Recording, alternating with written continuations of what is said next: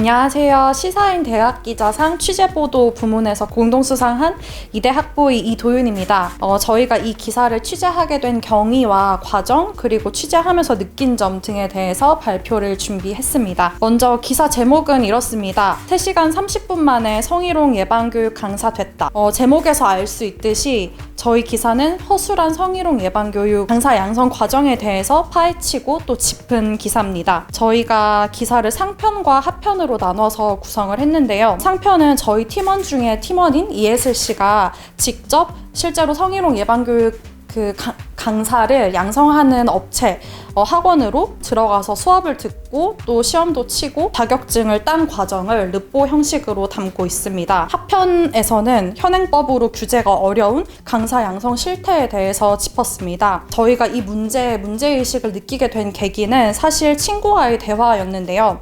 저희 팀원 중에 한 명이 친구 크리스마스 전날에 취업 축하 파티에서 대화를 하다가 이런 얘기를 들었다고 합니다. 최근에 사내 교육을 받았는데 성희롱 예방 교육을 들었다. 그런데 교육을 하러 온 강사가 오히려 성희롱성 발언을 하더라. 이런 이야기를 들었습니다. 그래서 이 얘기를 듣고 생각해보니 이런 비슷한 문제 제기들이 여러 번 있었던 것 같은데 그러면 성희롱 예방 교육 강의는 누가 어떻게 하게 되는 걸까? 이런 의문을 가지게 됐습니다. 먼저 성희롱 예방 교육 강사가 만들어지는 과정의 중심에는 민간 강사 양성 업체가 있는데요. 사실 이 업체들이 굉장히 많기도 하고 규모도 작아서 추산하는 것이 불가능에 가까웠습니다. 그래서 저희가 파악한 곳만 14곳이었고 이 중에서 2019년에도 강사를 양성한 5곳으로 추려서 5업체를 중심으로 취재를 했습니다.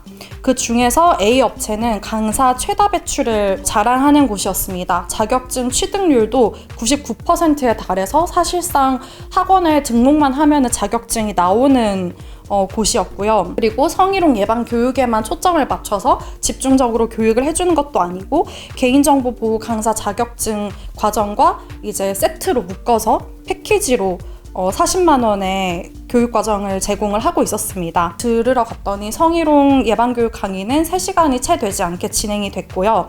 또 아니나 다를까 강사도 부적절한 발언을 굉장히 많이 했습니다. 그 중에 하나가 남자들도 취향이 있어서 아무도 성추행하지 않는다 이런 말이었고요.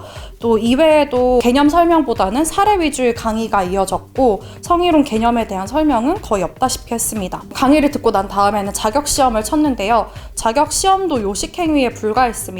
오픈북 시험의 셀프 채점으로 이루어져 있었고 시험 감독이 시험 중에 답을 화면에 띄워주기도 했습니다. 또 매우 부적절한 오답을 체크를 하더라도 자격증은 이제 묻지 않고 발급이 됐었고요. 가장 큰 난관은 아무래도 취재원을 섭외하는 게 가장 큰 난관이었는데요.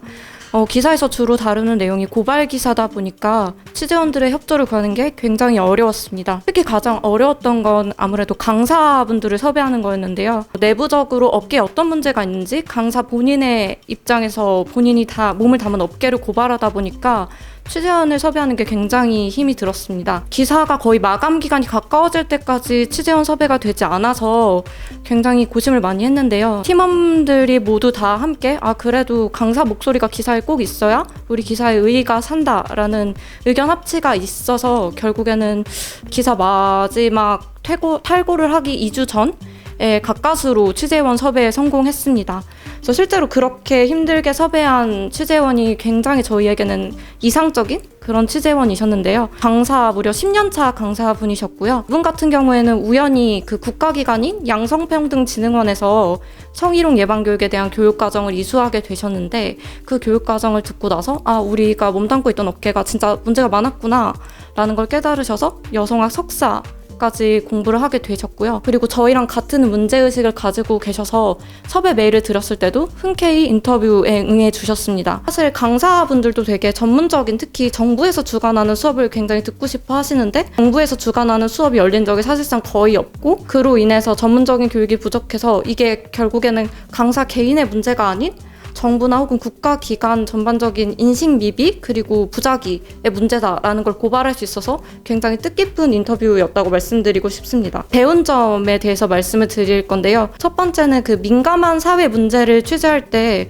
과연 우리가 어떤 태도로 취재에 임해야 될지에 대해서 굉장히 많은 고민을 했습니다. 저희가 다루던 주제가 아무래도 성 관련 문제다 보니까 단어 하나 사용이 조금만 달라지더라도 그 취재원이 말하고자 하는 본의에서 정말 본질적으로 벗어나게 되지 않나라는 고민을 굉장히 많이 했습니다. 저 오랜 시간 회의한 끝에 결국엔 취재원들이 말하고자 하는 바, 그들이 진짜 원하는 지향점을 파괴하지 말고 그 지향점이 파괴됐다고 느꼈을 때는 가장 첫 단계로 돌아가서 취재원들이랑 다시 이야기를 해서 이 이야기를 인터뷰에 어떻게 싣는 게 좋을지부터 고민하는 게 좋다라는 생각이 들었습니다. 그리고 마지막으로 느낀 점은 사람들이 읽는 기사와 그리고 내가 쓰는 기사 사이에 어떤 차이점이 있는지에 대해서 고민한 점입니다. 저희가 기사를 쓸 초기 단계에서는 이게 이렇게 장편의 기사를 쓸 정도의 기사거리가 되냐? 피드백을 굉장히 많이 받았습니다. 고민할 때 우연히 한 교수님께서 사실 기사감이라는 건 존재하지 않고 그 기사감이라는 건 자기가 가진 문제의식을 사람들에게 잘 전달할 수 있게 가공하면 그게 기사감이다 라고 말씀을 해주셨습니다. 그래서 결국에는 당장 이번뿐만의 얘기가 아니라 먼 미래에서도 내가 쓰고 싶은 것 그리고 내가 써야만 하는 것과 사람들이 읽고 싶어하는 기사 사이에